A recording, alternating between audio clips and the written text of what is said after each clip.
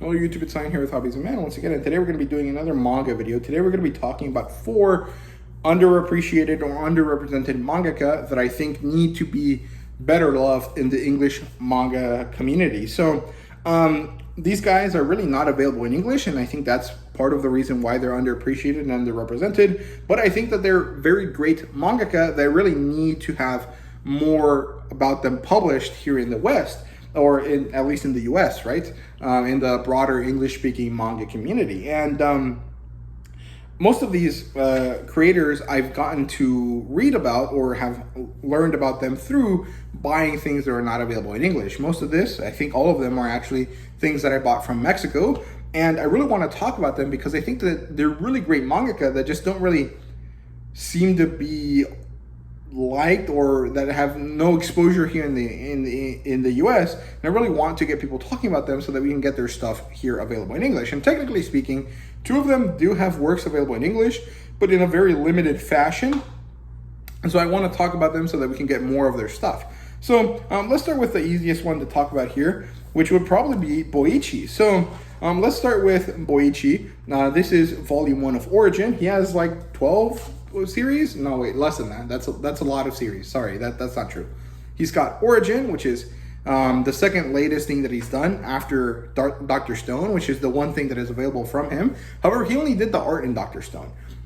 He also does a bunch of One Piece stuff. So he's done the Ace novel. He's turned it into a manga, and he does some redrawings of some of the key moments in the manga for the One Piece magazine as well. But his magnum opus is Sunken Rock, and Sunken Rock is a very interesting story. It's pretty messed up, which is probably why it hasn't been printed in English, but I think it's a really good story, and I think that it should really come to the US. However, unless Dark Horse picks it up, probably 7 Seas is going to be the one to pick it up, if they ever do. And right now 7 Seas isn't really all that well liked, so I'm curious to see what's going to happen. But BOICHI is such a great artist. That is really what he excels at. He has amazing artwork. He has very interesting anatomy. He understands, a lot of the body,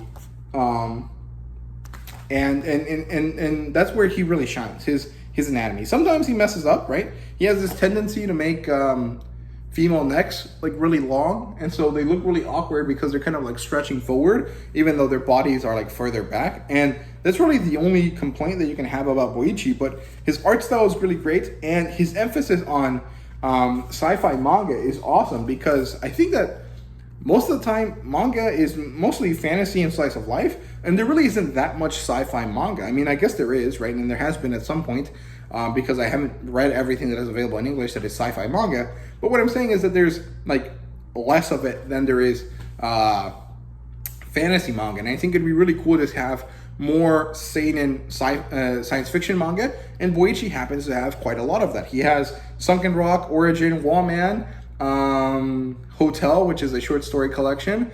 He also has something else. I can't remember what it's called. He did a guidance story for Terraformars as well. But he also was a hentai artist at one point. So, maybe Faku wants to get into BOICHI's artwork. I'm not too sure. But BOICHI is a great artist. He's not the best at storytelling, but he is good enough. And he does maintain quite a good pace to his stories. And, the things that he talks about in his stories are interesting.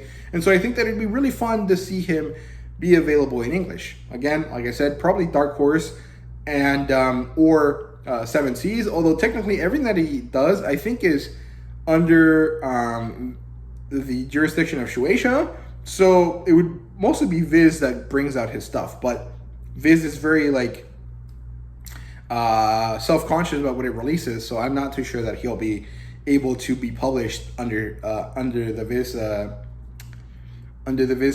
signature line at all. But it would be interesting to see. But that's the first manga that we have here today. The second one, I think, is also kind of be relatively easy, and that is Muneyuki Kaneshiro, the mangaka, or the author of Yagan. And technically speaking, he is also available in English because he also wrote Blue Lock. However, Blue Lock was only available digitally until recently, and not that many people know about this mangaka. And he's done quite a lot of cool stuff. Yagan is really awesome. It's basically kind of like Gantz or Gleipnir, but with like a different kind of style to it, because it's not aliens. It's more of like a metaphysical kind of thing. I'm not too sure, honestly, but it is really interesting. He also has this historical fiction manga called Grassross, which I showed you guys in one of my haul videos recently, or will show you in one of my haul videos. I'm not too sure when this video will release. I think it's probably going to be after the June haul video, but I'm not too sure. But he drew that, or he wrote that as well, and he has a few other works that are really interesting. And I think that his storytelling is really interesting. He doesn't have anything where he drew it himself. At least I don't think so.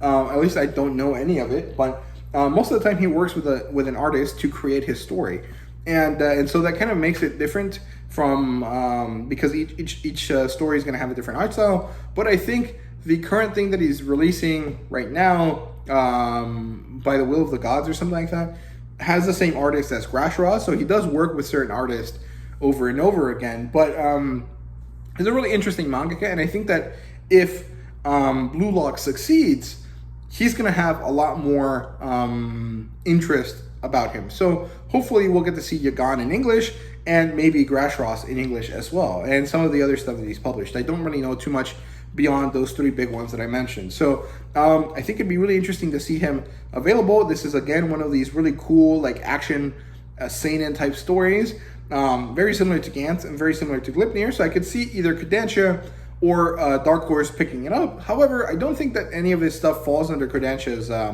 umbrella, but I'm not too sure. It might do, but I just don't know, because, you know, all of the different magazines, I don't know which one owns which. But I'm not too sure if he belongs to Kodansha or not. But it would be really interesting to see all of his stuff. And honestly, I just want people to be able to read Yagan in English and own it physically, because it's a really cool story. So yeah, that's number 2 on the list. Number 3 on the list is probably going to be a very unknown mangaka to you guys.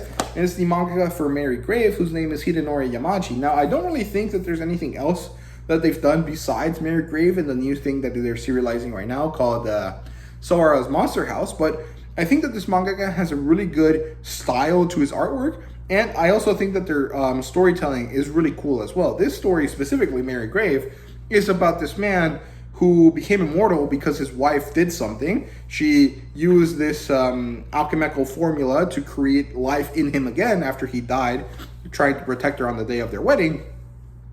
And now he wants to do the same thing, so he carries her in a coffin on his back and goes about trying to gather the resources to bring her back from the dead. And along the way, he manages to learn a lot about what his wife did and grows to love her more as he learns about her life. And it's a really beautiful story. It sadly got axed. I think Japan just didn't really enjoy it all that much, but it did manage to reach the Mexican audience, and a lot of people there seem to really enjoy it. So I hope that the mangaka becomes popular enough with their new title that they are given a chance to come back and finish up the story, because it's so good. However, it did finish well enough. I think that the way that the mangaka finished it up was good enough. It wasn't perfect, but it was well enough done that you could enjoy it still. And they also kind of left it open that, hey, maybe I can come back to the story later and fix it. I just need to remove these chapters and continue the story. So it's really cool that they planned that ahead. So I'm quite happy with that. But I think that this manga's art style is great, and the detail that they have and stuff like that is just really awesome. And I would like to see more of them, you know, in English, because I don't think there's anything by them in English at all. And I think that Mary Grave is a really good story that would work really well. It would be easy to publish for, I think, Viz. I think Viz is the people that are in charge of this story, or that would be in charge of this story, because Viz is kind of owned by Shueisha, if I remember correctly. But if not, you know, I don't know who else would be able to pick it up. But the point is that it's a good short story, and I think that would be really well received in English. And I just don't know why it hasn't been published. I think it's just because it was canceled, it didn't get to get an anime. And if it doesn't get an anime, most things are kind of ignored. And I think that that's a real shame, because this story is awesome. So yeah, there you go. That's number 3. And then the last one that I want to talk about here is Masasumi Kakizaki. He's the author of Bestiarius. He also did Hideout, which is a psychological thriller one-shot manga. He also did work on Rainbow. He did the art for Rainbow. He has a series called X Gene. What else does he have? The Wife of the Spy, I think, is another series that he has. And he's currently serializing one called Yomutsu Hegui, The Fruit of the Underworld, which is really cool. It's kind of like Yagan, but also a little bit kind of like Hell's Paradise, but also very much its own thing, and it's really cool. Masumi Kakizaki is maybe not the best storyteller either. He kind of falls in that same kind of a realm as BOICHI, but his artwork is phenomenal, man. Look at this. It's so detailed. It's so cool. I think he did all of this in pencil and then colored it in. At least that's what he said in one of these author notes in one of these volumes. But it's so cool. He does such great work. He usually doesn't really do fantasy stories, but his editor convinced him to do it, and it's a really good set of stories here. This is a 7-volume series, and it's actually set up into 5 story arcs.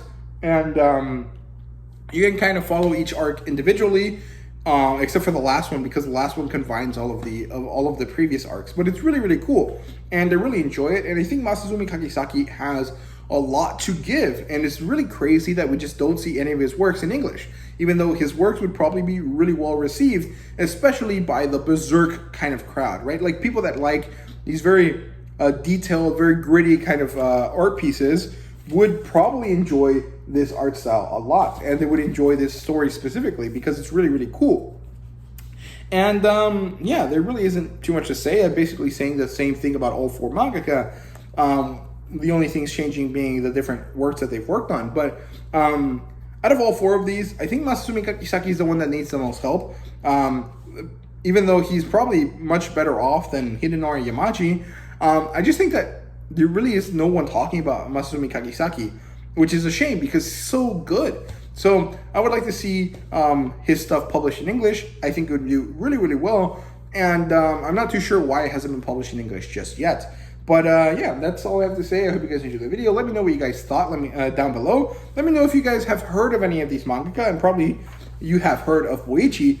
I'm not too sure about the other 3, but let me know down in the comments. Let me know if you have any idea about any of these manga that I've mentioned today. And let me know if you know why any of these mangaka have not really been published in English so far.